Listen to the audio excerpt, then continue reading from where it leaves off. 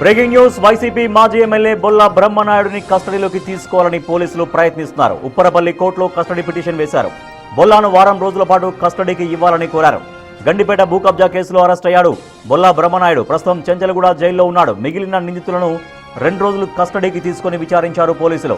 Fake జీవోలు ఎవరు సృష్టించారు, కబ్జా వెనుక ఇంకా ఎవరైనా ఉన్నారా అనే కోణంలో విచారించనున్నారు.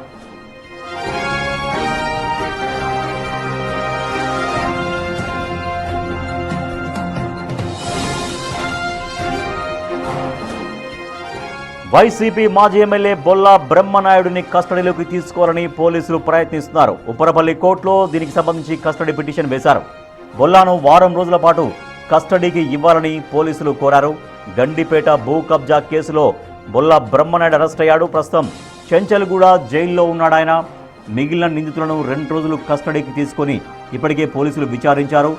బొల్లా బ్రహ్మనాయుడిని కస్టడీలోకి తీసుకుంటే అసలు ఫేక్ జీవోలు ఎవరు సృష్టించారు, కబ్జా వెనక ఇంకా ఎవరెవరు ఉన్నారు అనే కోణంలో మరింత సమాచారం రాబట్టవచ్చు బొల్లా బ్రహ్మనాయుడు దగ్గర నుంచి అంటూ పోలీసులు భావిస్తున్నారు. సో ఈ మేరకు ఉప్పరపల్లి కోర్టులో కస్టడీ పిటిషన్ దాఖలు చేశారు. మరి కస్టడీకి ఇస్తారా, ఏం జరగబోతుందనేది కాసేపట్లో తెలిసే అవకాశం ఉంది.